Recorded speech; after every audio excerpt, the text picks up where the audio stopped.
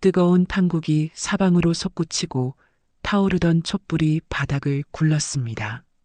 집안의 모든 시계가 멈춘 듯 정적이 흐른 그 순간 제사상을 뒤엎은 사람은 다름 아닌 치매에 걸려 멍하니 앉아만 있던 시아버지였습니다.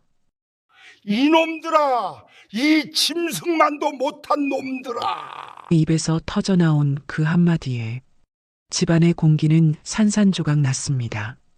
모두가 얼어붙은 사이 안방 문틈 너머에서는 바람난 남편이 내연녀와 나누는 간드러진 웃음소리가 흘러나오고 있었고, 남편의 비밀 서랍 안에는 아버지를 이미 죽은 사람 취급한 듯 거액의 보험금 서류와 인감도장이 숨겨져 있었습니다. 하지만 진짜 소름 돋는 건 따로 있었습니다. 아무것도 모르는 줄 알았던 치매 노인이 왜 하필 그 순간, 왜 하필 제사상을 엎었느냐는 겁니다. 그리고 그날 밤 억수같이 쏟아지는 폭우 속으로 쫓겨난 사람은 만삭의 며느리 단 한 사람이었습니다. 과연 그 난장판이 된 제사상 아래에는 어떤 추악한 진실이 숨겨져 있었을까요? 시아버지가 인생을 걸고 며느리를 내쫓아야만 했던 진짜 이유. 오늘의 사연 시작합니다. 이야기 시작 전 좋아요 한번 꾹 눌러주시고 이 영상을 어디서 보고 계신지 댓글로 남겨주세요. 시청하고 계신 그곳으로 대박의 기운 전달해 드리겠습니다. 지글거리는 소리가 온 집안을 가득 채웠습니다. 한정숙은 만삭의 무거운 몸을 이끌고 거실 바닥에 쪼그려 앉아 있었습니다. 눈앞에는 큰 대야 3개 분량이 넘는 정감들이 산더미처럼 쌓여 있었죠. 한정숙은 부들부들 떨리는 손으로 뒤집개를 잡고 연신전을 뒤집었습니다. 기름솥에서 올라오는 열기가 한정숙의 얼굴을 발갛게 달구었습니다. 시계 바늘은 벌써 새벽 2시를 훌쩍 넘기고 있었지만 한정숙의 일은 끝날 기미가 보이지 않았습니다. 한정숙이 퉁퉁 부어오른 발목을 만지며 작게 신음했습니다. 양말 자국이 깊게 패어 살이 짓물릴 정도였지만 그녀는 다시 허리를 꼿꼿이 세웠습니다. 한정숙은 배를 부드럽게 문지르며 숨을 고르고 있었습니다. 그리고 속으로 이렇게 중얼거렸습니다. 이 집을 나가면 나는 갈 곳이 없다. 그 생각이 스치자 가슴이 조여왔지만 한정숙은 다시 전을 뒤집었습니다. 멈추면 안 된다는 걸, 지금 멈추면 정말 아무것도 남지 않는다는 걸 알고 있었기 때문입니다. 그때 주방 입구에서 차가운 기척이 느껴졌습니다. 시어머니 이순자가 소파에 앉아 말없이 지팡이를 바닥에 내려놓고 있었습니다. 그녀의 시선은 한정숙의 등 뒤에 꽂혀 있었습니다. 한정숙이 물그릇 쪽으로 손을 옮기려는 순간 이순자의 눈매가 가늘어졌습니다.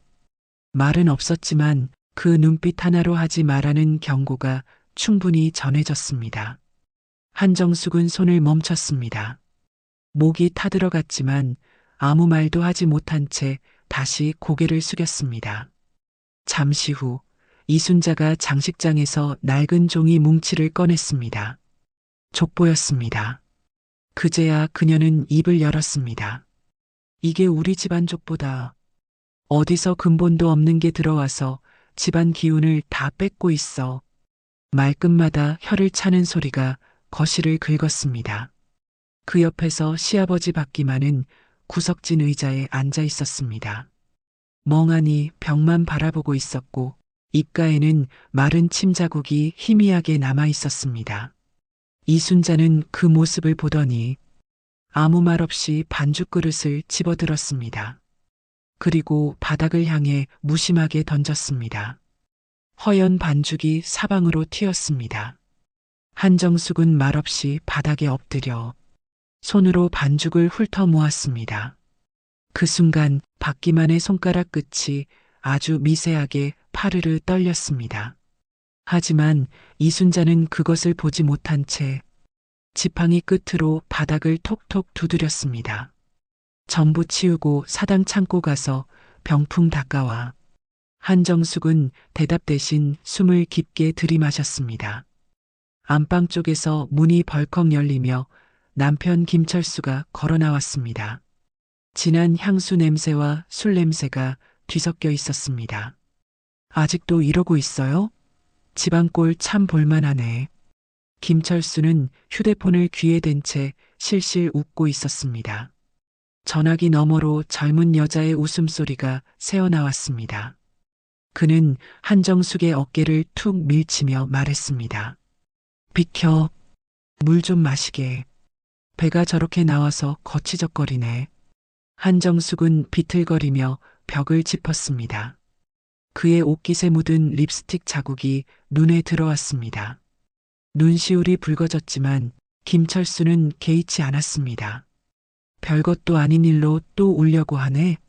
제사만 끝나면 재산 정리해서 여행 갈 거니까 그렇게 알아. 한정숙이 떨리는 목소리로 물었습니다. 아버님 재산을 왜 당신이 마음대로. 김철수는 비웃듯 말을 끊었습니다. 네가 상관할 바 아니야. 어머니, 인감도장 잘 챙겨두셨죠? 이순자는 대답 대신 고개만 끄덕였습니다. 김철수는 안방으로 들어가 문을 거칠게 잠갔고 문 너머로 다시 웃음소리가 흘러나왔습니다. 한정숙은 주방 구석에 홀로 서서 배를 움켜쥐었습니다. 이제 이 집에는 자신의 자리가 없다는 사실이 또렷해졌습니다. 그때 창밖에서 번쩍 번개가 갈랐고 곧이어 천둥이 집을 흔들었습니다. 거실 한가운데 제사상 위에 촛불이 바람도 없는데 크게 흔들렸습니다. 탕국 냄비에서는 김이 점점 거세게 올라오고 있었습니다. 마치 넘치기 직전처럼 말입니다. 그 순간 박기만의 눈이 잠깐 또렷해졌습니다. 한정숙은 그 눈빛을 보고 처음으로 무언가 잘못 돌아가고 있다는 걸 깨달았습니다.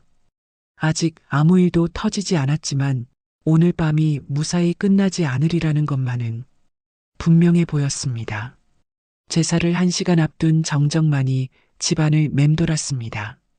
한정숙은 거실 구석에 앉아 거친 숨을 몰아쉬며 조금 전에 통증이 가라앉기를 기다렸습니다. 그때 안방에서 김철수가 이순자를 급히 부르는 소리가 들렸습니다. 이순자가 서둘러 안방으로 들어가자 한정숙은 본능적으로 몸을 일으켜 안방 문 근처로 다가갔습니다. 문이 완전히 닫히지 않아 틈새로 방 안의 풍경이 고스란히 보였습니다. 김철수는 침대 위에 서류 가방을 펼쳐놓고 무언가를 바쁘게 확인하고 있었습니다. 가방 안에는 박기만의 이름이 선명하게 박힌 보험증권 사본과 수익자 변경 신청서가 들어있었죠. 옆에는 박기만의 인감도장과 토지 등기권리증이 무더기로 쌓여 있었습니다. 어머니, 이거 보세요. 콜센터 상담원이랑 통화해서 절차 다 확인해뒀어요. 김철수가 메모지 한 장을 이순자의 코앞에 들이밀며 말했습니다. 메모지에는 수익자를 김철수로 바꾸기 위한 상세한 순서와 날짜가 빼곡하게 적혀 있었습니다. 이순자는 만족스러운 듯 입가에 비열한 미소를 띄우며 서류를 넘겨보았습니다. 그래, 영감탱이 더 정신 나가기 전에 얼른 처리해야 한다. 한정숙 전현한테는 국물도 없어야 해. 이순자가 서류 뭉치를 가슴에 안으며 낮게 속삭였습니다.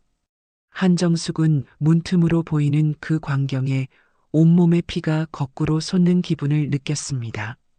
시아버지가 평생 일궈온 재산을 가로채려는 아들과 아내의 모습은 인간의 탈을 쓴 악마와 다를 바 없었습니다.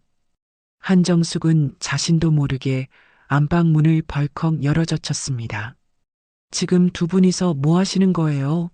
아버님 재산을 어떻게 이렇게 마음대로 하려 하세요? 한정숙의 외침에 김철수와 이순자가 소스라치게 놀라며 뒤를 돌아보았습니다. 김철수는 순식간에 얼굴을 험악하게 구기더니 한정숙에게 짐승처럼 달려들었습니다. 김철수는 한정숙의 양손목을 비틀어 쥐고 서류 가방에서 멀리 밀쳐냈습니다. 네가 감히 여기가 어디라고 기어들어와. 이리 내놔, 휴대폰. 김철수는 한정숙의 앞치마 주머니를 뒤져 휴대폰을 억지로 뺏어냈습니다. 한정숙이 휴대폰을 되찾으려 발버둥 쳤지만 김철수는 한 손으로 한정숙의 어깨를 짓누르며 유심칩을 뽑아 바닥에 던졌습니다. 너만 입 닥치고 있으면 아무 문제 없어. 이제 다 끝낼 거니까 조용히 해. 김철수가 한정숙의 귓가에 대고 차갑게 뱉었습니다. 한정숙은 공포에 질려 눈물을 흘리며 주방 쪽으로 도망치려 했습니다. 하지만 입구에는 어느새 이순자가 서슬퍼런 눈빛으로 무거운 녹그릇을 쇠수세미로 박박 닦으며 길을 막고 있었습니다. 이순자는 쇠수세미 소리를 내며 한정숙을 아래 위로 훑어보았습니다. 어딜 도망가려고? 내 편 들어줄 사람 이 집에 하나도 없다. 이순자가 한정숙을 거칠게 밀어젖히며 다용도실 쪽으로 몰아붙였습니다. 한정숙은 만삭의 몸으로 비틀거리다 주방 벽에 등을 부딪혔습니다. 이순자는 표정 없는 얼굴로 주방으로 연결된 방문들을 하나씩 닫아 걸었습니다. 한정숙은 외부와 완전히 차단된 채 고립되었음을 깨닫고 절망적인 심정으로 남편을 보았습니다. 하지만 김철수는 낯선 사람처럼 차가워진 눈으로 한정숙을 외면하며 다시 서류를 챙겼습니다. 어머니, 인연 그냥 여기 놔두면 사고 쳐요. 제사 끝날 때까지 가둬버리죠. 김철수의 말이 끝나기가 무섭게 이순자가 한정숙의 팔뚝을 낚아챘습니다. 이순자는 한정숙을 다용도실 좁은 방으로 억지로 끌고 가 안으로 밀어 넣었습니다. 정숙은 차가운 시멘트 바닥에 주저앉으며 문고리를 붙잡으려 했지만 밖에서 문이 잠기는 소리가 먼저 들렸습니다. 제사 시작할 때까지 한 발짝도 나오지 마라. 소리 지르면 내 뱃속의 애가 무사할 줄 알아? 이순자의 엄포가 닫힌 문 너머로 날카롭게 박혔습니다. 어둡고 좁은 방 안에서 한정숙은 홀로 남겨졌습니다. 뱃속의 아이가 놀랐는지 평소보다 더 강하게 요동치기 시작했습니다. 한정숙은 아이를 진정시키려 배를 감싸 쥐었지만 손이 덜덜 떨려 제대로 만질 수도 없었습니다. 벽 너머로 김철수의 비정한 목소리가 다시 들려왔습니다. 여보세요? 응, 나야. 이제 곧 서류만 끝나면 큰돈 들어와. 가방 싸두고 있어. 김철수는 내연녀에게 전화를 걸어 아버님과 아내를 정리할 계획을 호언장담하고 있었습니다. 한정숙은 남편의 배신 가득한 웃음소리에 가슴이 찢어지는 고통을 느꼈습니다. 10년이라는 세월 동안 시댁 식구들을 위해 헌신했던 지난 날들이 머릿속을 스쳐 지나갔습니다. 친정이 어려워 돌아갈 곳이 없었던 정숙은 오로지 이 집이 자신의 유일한 보금자리라 믿고 견뎌왔습니다. 아이만큼은 남들처럼 안정된 가정에서 낳게 해주고 싶었던 소박한 꿈이 산산조각 났습니다. 한정숙은 차가운 바닥에 머리를 맞대고 소리 없이 흐느꼈습니다. 방의 작은 환풍기 틈으로 김한의 기침 소리가 간헐적으로 들려왔습니다. 시아버지 김한 역시 이 지옥 같은 상황을 인지하고 있을지 생각하니 전율이 일었습니다. 아버님, 아버님도 알고 계시는 거죠?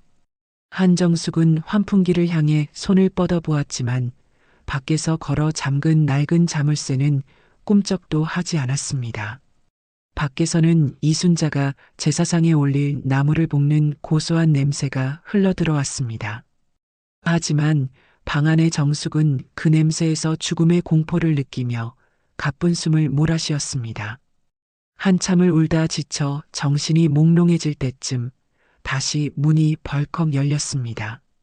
순자가 어둠 속에 앉아있던 정숙을 발로 툭툭 치며 끌어냈습니다. 나와. 제사 지내야지.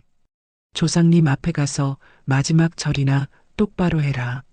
순자는 정숙을 끌어내어 거실 제사상 앞으로 등을 거칠게 떠밀었습니다. 굶주림과 갈증, 그리고 극심한 정신적 고통으로 정숙은 탈진 직전이었습니다. 정숙은 상 앞에 위태롭게 주저앉아 덜덜 떨리는 손으로 촛불을 바라보았습니다. 김철수는 옆에서 무시하는 눈빛으로 정숙을 조롱하며 술잔을 닦았습니다. 정숙은 목이 타들어가는 갈증에 물을 마시려 손을 뻗었지만 순자가 그 손을 쳐냈습니다. 제사가 부정탄다. 제사 끝나기 전엔 물 한 모금도 안 돼. 순자의 호통에 정숙은 어지럼증을 느끼며 바닥을 짚었습니다. 그때 제사상 정면에 앉아있던 시아버지 박기만과 시선이 마주쳤습니다. 항상 초점 없이 흐릿하던 박기만의 눈이 1초간 정숙의 눈을 꿰뚫었습니다. 정숙은 그 찰나의 순간 박기만의 눈 속에 비친 기이하게 맑아진 빛을 발견했습니다. 마치 모든 것을 알고 있다는 듯, 그리고 무언가를 결심한 듯한 강렬한 눈빛이었습니다. 집안의 공기는 숨막힐 듯 무겁게 내려앉았고 촛불이 기괴하게 일렁였습니다. 김철수는 박기만의 손을 강제로 잡아 인감 서류 위로 가져가려 하며 낮게 속삭였습니다. 아버지, 이제 빨리 끝내요. 여기 도장만 찍으면 편해져요. 철수의 탐욕스러운 목소리가 정숙의 귀에 화살처럼 박혔습니다. 정숙은 이 광경을 도저히 참을 수 없어 철수의 바짓가랑이를 붙잡으려 손을 뻗었습니다. 하지만 순자가 달려들어 정숙을 옆으로 거칠게 밀쳐버렸습니다. 바닥에 나뒹군 정숙의 위로 거실 시계가 제사 시작을 알리는 정각을 가리켰습니다. 집안의 전등이 순간적으로 깜빡이며 일렁였고 박기만의 어깨가 크게 들썩이기 시작했습니다. 정숙은 공포와 희망이 뒤섞인 눈으로 시아버지를 올려다보았습니다. 시아버지 기만의 입술이 파르르 떨리며 무언가 소리를 내기 시작했습니다. 그것은 짐승의 울부짖음 같기도 했고 억눌린 분노의 폭발 같기도 했습니다. 정숙은 이제 곧 거대한 폭풍이 이 집안을 휩쓸 것임을 직감하고 눈을 감았습니다. 모든 것이 끝날 것인지 아니면 새로운 시작일지 알 수 없는 긴박함이 거실을 가득 채웠습니다. 밤이 깊어질수록 빗줄기는 더욱 굵어졌고 거실의 공기는 숨막힐 듯 무거워졌습니다. 제사가 본격적으로 시작되자 김철수는 마치 아무 일도 없었다는 듯 술잔을 들고 조상 앞에 절을 올렸습니다. 그 옆에서 시어머니 이순자는 탕국을 나르는 척하다가 기다렸다는 듯 일부러 정숙의 발치에 뜨거운 국물을 엎질렀습니다. 아이고, 한정숙, 너 때문에 제사 망쳤다. 조상님 국을 다 쏟게 만들어? 이순자의 고함이 거실을 갈랐습니다. 젖은 치마자락을 붙잡고 신음하는 정숙을 내려다보는 철수의 눈빛에는 혐오와 조급함이 뒤섞여 있었습니다. 부정 탔으니까 저리 비켜. 너 같은 건 조상님 앞에 설 자격도 없어. 철수는 정숙을 거칠게 구석으로 밀쳐내고는 다시 제사상 앞으로 돌아섰습니다. 이순자는 바닥을 닦는 척 몸을 숙이며 정숙의 친정 이야기를 꺼냈고 그 말들은 칼날처럼 정숙의 가슴을 후벼 팠습니다. 정숙은 결국 바닥에 주저앉아 소리 없이 울음을 삼켰지만 돌아오는 것은 남편의 차가운 발길질 뿐이었습니다. 그 순간 철수는 더 이상 숨길 생각조차 하지 않는 얼굴로 서류 더미를 들고 기만의 곁으로 다가갔습니다. 그는 아버지의 손목을 강제로 잡아 서류 위로 끌어당겼습니다. 아버지, 이거 하나만 찍으면 다 끝나요. 빨리 지장 찍으라고요. 촛불 아래에서 철수의 눈빛은 탐욕으로 번뜩였습니다. 정숙은 그 장면을 보는 순간 몸을 끌어 철수의 바짓단을 붙잡았습니다. 안 돼요, 아버님 제발. 그때였습니다. 미동도 없던 시아버지 박기만이 천천히 고개를 들었습니다. 그리고 갑자기 자리에서 벌떡 일어났습니다. 이놈들아. 김한의 고함은 천둥처럼 거실을 뒤흔들었습니다. 철수는 순간 도장을 찍어주려는 줄 알고 서류를 내밀었지만 김한은 그것을 거칠게 낚아채 찢어 공중으로 흩뿌렸습니다. 이뱀 같은 놈들아. 사람이 어찌 이럴 수가 있느냐. 김한은 제사상 위의 음식들을 모조리 바닥으로 쓸어내렸습니다. 전과 나물, 과일과 국물이 한꺼번에 쏟아지며 거실은 순식간에 아수라장이 되었습니다. 이순자는 비명을 지르며 주저앉았고 철수는 당황한 채 뒷걸음질 쳤습니다. 김한은 철수의 멱살을 움켜쥐고 벽으로 밀어붙였습니다. 조상을 팔아먹고 자식과 며느리를 잡아먹는 게 사람이냐? 그 틈을 타 김한은 바닥에 쓰러진 정숙을 낚아채듯 끌어안고 현관 쪽으로 몰아냈습니다. 그는 자신의 몸으로 철수와 순자를 가로막아 섰습니다. 촛불 하나가 넘어지며 연기가 피어오르고 집안은 걷잡을 수 없는 혼란에 빠졌습니다. 어서 나가. 어서. 김한은 문을 열어젖히고 폭우가 쏟아지는 어둠 속으로 정숙을 밀어냈습니다. 그리고는 일부러 더 큰 소리로 외쳤습니다. 저 며느리 때문에 집안이 망했다. 당장 나가서 다신 오지 마라. 그 외침과 동시에 김한은 정숙의 앞치마 주머니 속에 낡은 지갑과 묵직한 봉투를 억지로 쑤셔 넣었습니다. 정숙이 고개를 들었을 때 김한의 눈은 잠시 또렷하게 맑아져 있었습니다. 그 눈빛은 말없이 모든 것을 전하고 있었습니다. 문이 쾅 하고 닫혔고 빗장이 걸렸습니다. 대문 너머에서는 무언가 깨지는 소리와 함께 김한의 통곡이 들려왔습니다. 아버님, 아버님.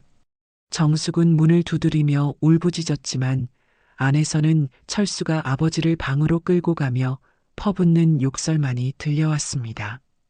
정숙은 더 이상 머뭇거릴 수 없다는 것을 깨닫고 가슴에 봉투를 꼭 끌어안은 채 몸을 돌렸습니다. 빗줄기는 점점 더 거세졌고 만삭의 배는 돌처럼 단단하게 뭉쳐왔습니다. 정숙은 비틀거리며 어두운 골목으로 접어들었습니다. 앞치마는 빗물에 흠뻑 젖어 다리에 감겨들었고 숨을 들이쉴 때마다 가슴이 찢어질 듯 아팠습니다. 봉투를 놓칠까봐 정숙은 손에 힘을 더 주었습니다. 그 순간 봉투 안에서 무언가가 서로 부딪히며 딸랑하고 작은 쇳소리가 울렸습니다. 정숙은 그 소리를 마지막으로 시장 골목의 차가운 바닥 위에 무너져 내렸습니다. 시야가 서서히 어두워지고 빗소리마저 멀어지는 가운데 정숙은 본능처럼 봉투를 가슴 쪽으로 끌어당겼습니다. 그때 젖은 바닥을 밟는 누군가의 다급한 발소리가 정숙 쪽으로 점점 가까워지고 있었습니다. 차가운 빗줄기가 멈춘 시장 골목의 새벽은 유난히도 시리고 정적만이 가득했습니다. 국밥집 주인 달수는 흠뻑 젖어 무거워진 정숙의 앞치마를 보며 혀를 찼습니다. 병원으로 옮겨진 정숙은 사투 끝에 무사히 사내 아이를 품에 안았습니다. 달수는 정숙의 옷가지를 정리하다가 앞치마 깊숙한 곳에서 묵직한 봉투를 발견했습니다. 봉투 안에는 거액의 자산을 찾을 수 있는 열쇠와 기만에 떨리는 필체가 담긴 쪽지가 들어 있었죠. 정숙은 아이의 미세한 숨소리를 들으며 쪽지를 가슴에 품고 하염없이 눈물을 흘렸습니다. 시아버지 기만이 치매가 심해진 척 연기하며 자신을 살려냈다는 진실을 깨닫자 가슴이 찢어지는 것 같았습니다. 달수는 봉투 속 내용을 슬쩍 확인하고는 정숙의 손을 꽉 잡으며 말했습니다. 이건 네가 혼자 감당할 수 있는 물건이 아니다. 몸조리 끝나는 대로 변호사부터 찾아야 해.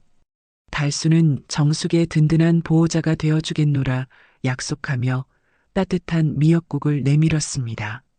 정숙은 아기 베넷 저고리 안쪽에 시아버지가 준 쪽지를 소중히 꿰매 숨겼습니다.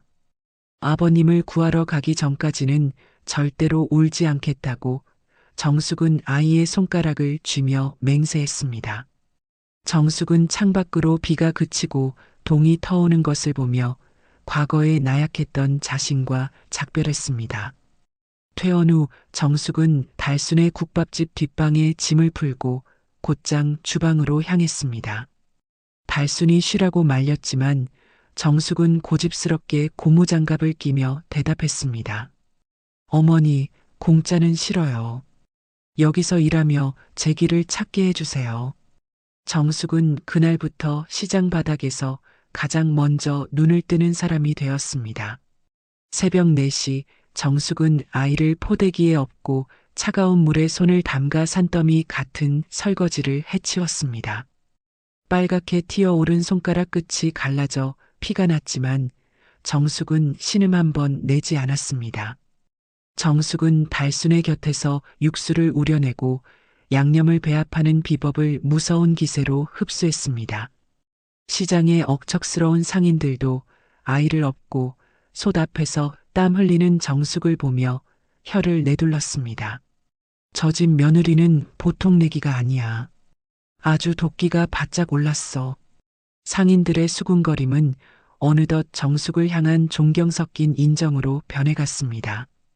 정숙은 남몰래 자신만의 특제 양념장을 연구하며 아버님을 모셔올 날만을 손꼽아 기다렸습니다. 한편 그 시각 철수와 순자는 기만이 재산을 숨겼다며 그를 몰아세우고 있었습니다. 돈에 눈이 먼 철수는 보호자 권한을 휘둘러 기만을 외딴 요양병원으로 압송했습니다.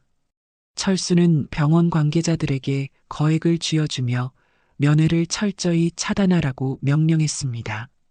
기만은 창살 없는 감옥에 갇혀 강제 투여된 약물 때문에 무기력하게 천장만 바라보았습니다. 하지만 기만은 흐릿해지는 정신을 붙잡으며 매일 밤 손톱으로 벽에 정숙의 이름을 새겼습니다. 시장 사람들은 정숙을 악바리 대기라 부르며 그녀의 음식 솜씨를 입에서 입으로 전했습니다. 정숙은 손톱이 빠지고 무릎이 까져도 오로지 자립하겠다는 일념 하나로 버텼습니다. 어느덧 시간이 흘러 정숙의 아이가 세상에 나온 지 1년이 되던 날이었습니다. 달순과 시장 상인들은 정숙 몰래 돈을 모아 작지만 번듯한 선물 하나를 준비했습니다. 장사가 끝난 저녁, 달순이 정숙을 가게 앞으로 불러 세우고 위를 가리켰습니다.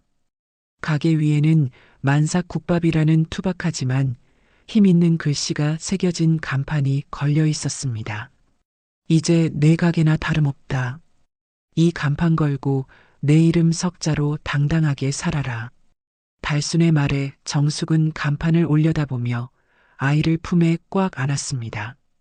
이 간판은 단순히 국밥을 파는 곳이 아니라 아버님을 구하러 갈 최후의 보루였습니다.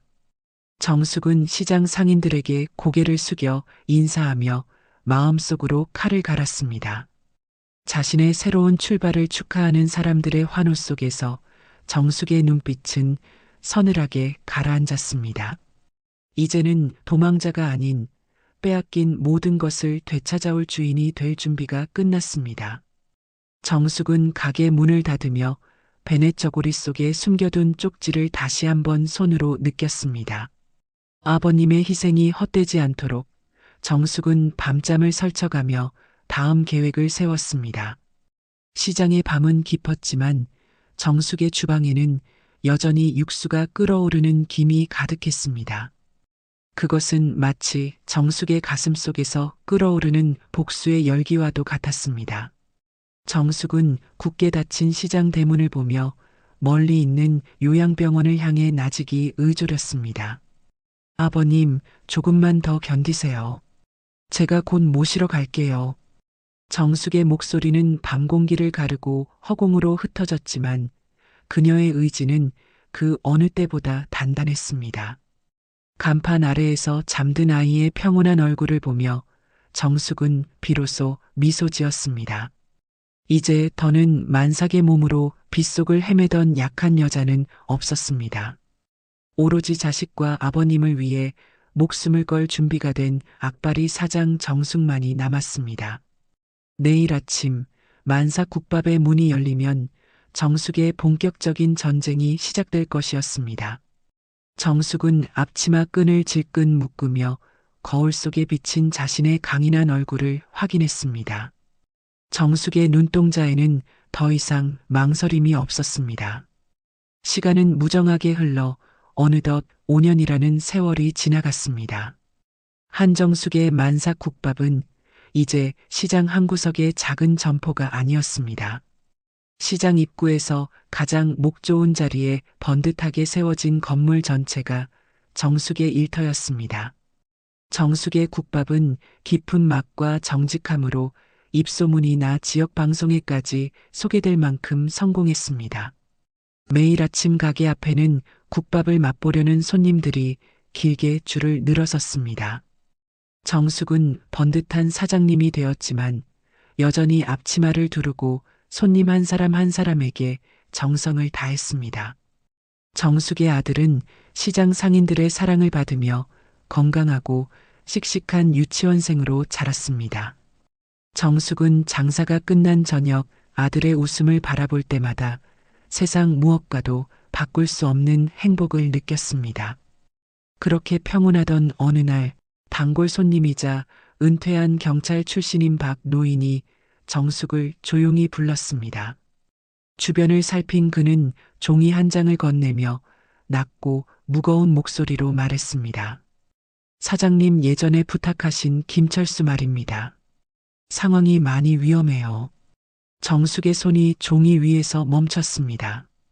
박 노인은 김철수가 시아버지 김한을 가둔 요양병원의 병원비를 수개월째 미납했고 김한은 치료는커녕 기본적인 식사조차 제대로 받지 못한 채 방치되고 있다고 전했습니다. 더구나 병원 관계자들과 짜고 임종 임박 서류를 준비 중이라는 말에 정숙의 숨이 막혔습니다. 정숙은 말없이 사무실 서랍을 열어 5년 전 김한이 쥐어주었던 낡은 지갑을 꺼냈습니다.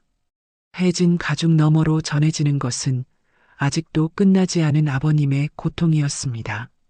이제 더 미룰 수 없겠네요. 정숙은 조용히 움직이기 시작했습니다. 믿을 수 있는 변호사를 만나 후견인 신청 절차를 밟았고 요양병원 내부 사정을 아는 간호조무사를 설득해 학대 정황을 하나둘 확보했습니다. 변호사는 김철수가 진행 중이던 자금 흐름을 추적하며 그의 돈줄을 서서히 조여왔습니다. 그러던 중 정숙은 믿기 힘든 이야기를 듣게 되었습니다. 김한이 매일 밤 흐릿해진 정신으로 병실벽에 손톱을 긁으며 정숙이라는 이름을 새기고 있다는 것이었습니다.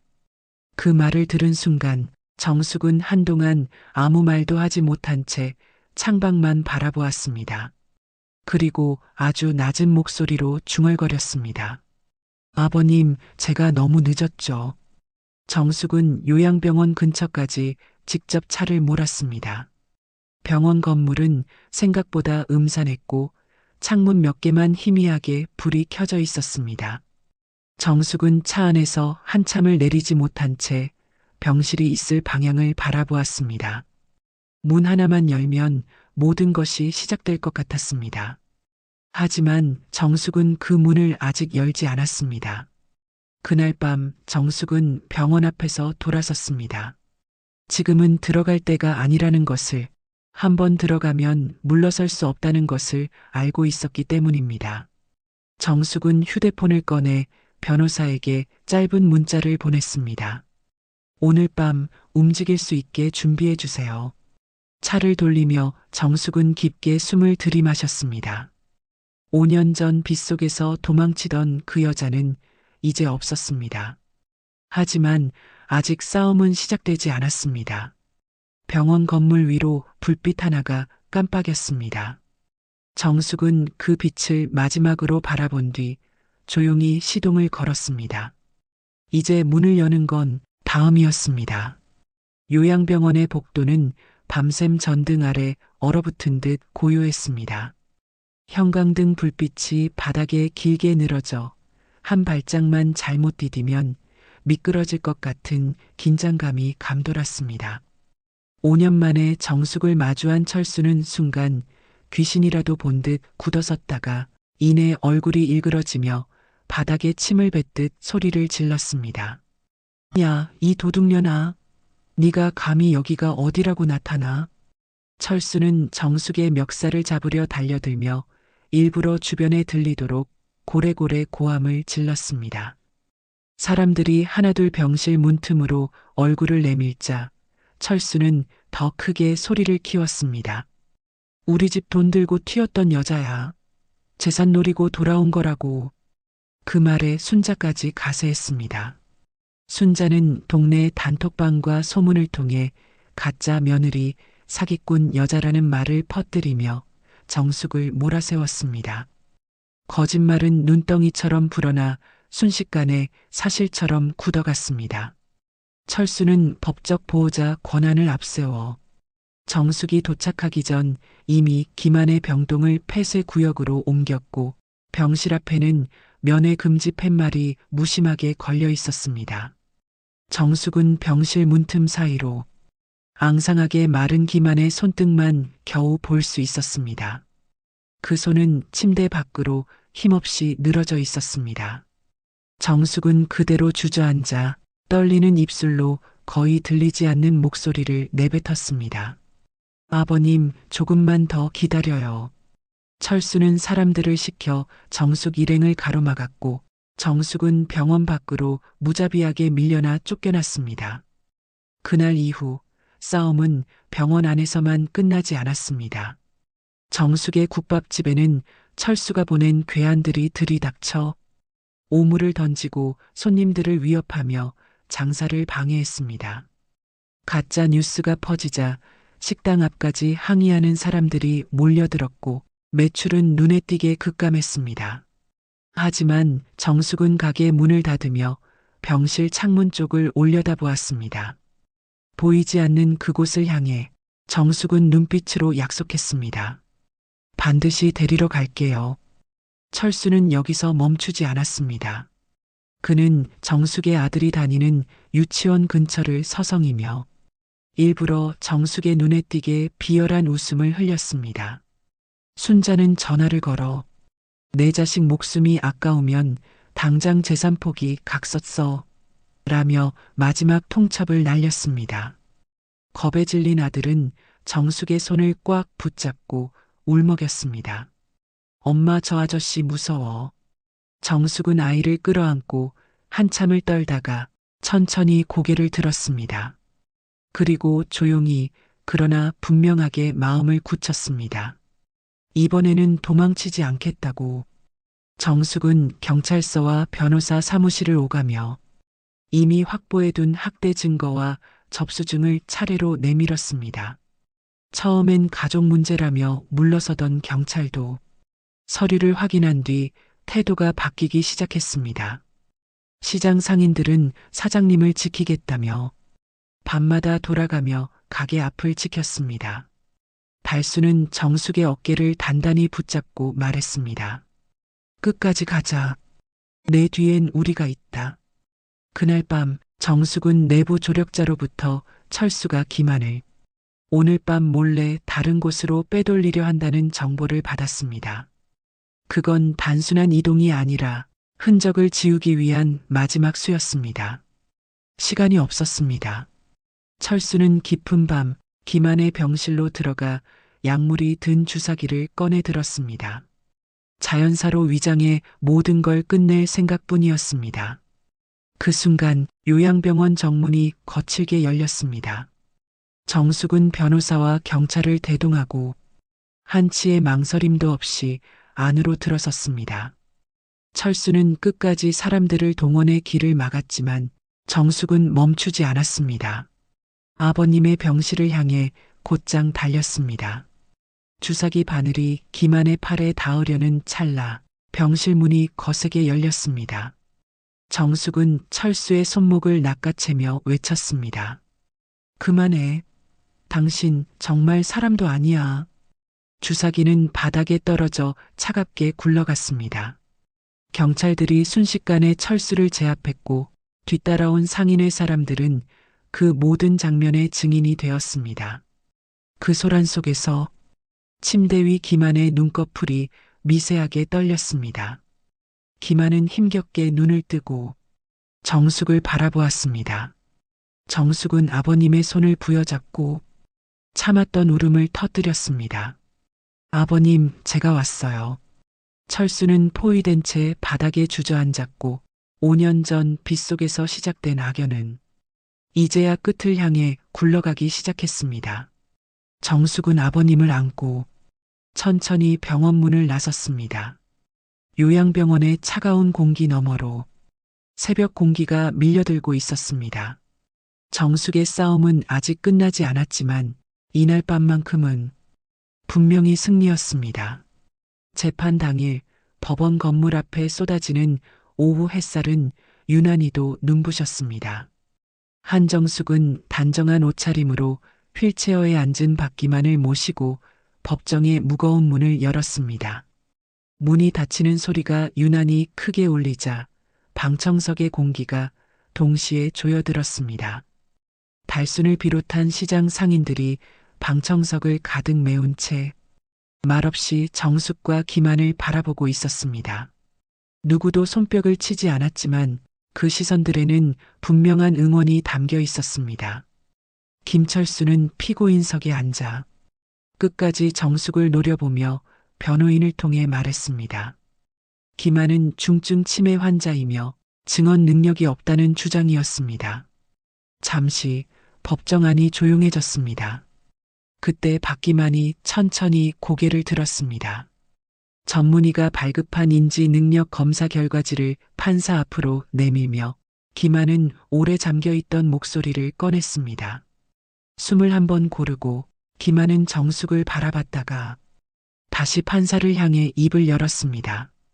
저놈은 아비의 천륜을 저버렸습니다. 목소리는 가늘게 떨렸지만 그 말은 흔들리지 않았습니다. 보험금을 타내려고 제 목숨을 위협했습니다. 법정 안의 공기가 더 이상 흐르지 않는 것처럼 느껴졌습니다. 김한의 증언이 끝난 뒤 정숙은 자리에서 일어나 5년 전 대여금고에 보관했던 서류들과 요양병원에서 촬영된 영상을 증거로 제출했습니다. 대형 화면에 철수와 순자가 나누던 과거의 목소리가 흘러나왔습니다.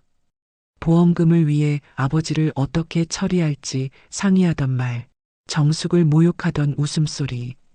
누군가는 고개를 돌렸고 누군가는 숨을 삼켰습니다. 김철수는 자리에서 벌떡 일어나 전부 조작이다 라고 소리쳤지만 그 목소리는 더 이상 힘을 얻지 못했습니다. 판사는 아무 말 없이 서류를 넘겼고 철수의 변호인은 고개를 숙였습니다. 판결이 내려지기 전 법정은 이상하리만큼 조용했습니다. 판사는 김철수와 이순자의 범죄 사실을 차분하게 읽어내려갔고 마지막으로 짧게 말했습니다. 피고인들을 법정 구속합니다. 그 말이 끝나자 철수의 얼굴에서 피가 빠져나갔습니다. 포승줄이 채워질 때 철수는 비로소 정숙을 향해 손을 뻗었습니다. 한 번만 살려줘. 정숙은 그 손을 바라보다가 아주 잠깐 눈을 내리깔았습니다. 그리고 아무 말 없이 조용히 한 걸음 물러섰습니다. 순자는 호송차로 끌려가며 정숙의 이름을 부르짖었지만 그 목소리는 법원 벽에 부딪혀 흩어졌습니다. 법정 문을 나서며 김한은 한동안 말이 없었습니다. 그러다 정숙의 어깨를 가볍게 두드리며 낮게 말했습니다. 이제야 숨이 쉬어진다. 정숙은 그 말에 참고 있던 숨을 길게 내쉬었습니다. 다리에 힘이 풀려 김한의 무릎 앞에 잠시 고개를 묻었습니다. 누구도 그 모습을 말리지 않았습니다. 법원 밖으로 나오자 햇살이 유난히도 따뜻했습니다. 5년 전 빗속에서 모든 것을 잃었던 그날과는 전혀 다른 빛이었습니다. 차에 오르기 전 정숙은 법원 건물을 한 번 더 돌아봤습니다. 끝났다는 생각보다 이제야 제자리로 돌아왔다는 느낌이 더 컸습니다. 차가 천천히 움직이기 시작했고 정숙은 김한의 손을 꼭 잡았습니다. 말은 없었지만 그 손의 온기만으로도 충분했습니다. 정숙은 아버님을 모시기 위해 도심에서 조금 떨어진 교회에 마당이 딸린 집을 마련했습니다. 창문을 열면 산들바람이 들어왔고 뜰에는 정숙이 심은 꽃들이 제각기 고개를 들고 있었습니다. 김한은 이제 휠체어 대신 지팡이를 짚고 마당을 천천히 걸으며 손주와 함께 물을 주었습니다. 아이의 손이 나비를 쫓아 흔들릴 때마다 김한은 말없이 웃으며 그 모습을 오래 바라보았습니다. 약에 취해 멍하니 천장만 보던 날들은 조용히 지나가 있었습니다. 김한은 정숙이 차려준 밥상을 앞에 두고 숟가락을 내려놓은 채 한동안 말이 없었습니다. 그저 숨을 고르듯 천천히 씹고 또 씹었습니다. 정숙은 환수한 재산의 일부로 달순과 함께 시장의 미혼모들을 돕기 시작했습니다. 누가 알아주지 않아도 괜찮았습니다. 그저 그날 빗속에서 자신이 받았던 손길을 다른 누군가에게 돌려주고 싶었을 뿐이었습니다. 철수와 순자가 감옥에서 서로를 탓하며 지낸다는 소식이 들려왔지만 정숙은 더 묻지 않았습니다. 그 이름들은 이제 굳이 꺼내지 않아도 되는 과거가 되어 있었습니다.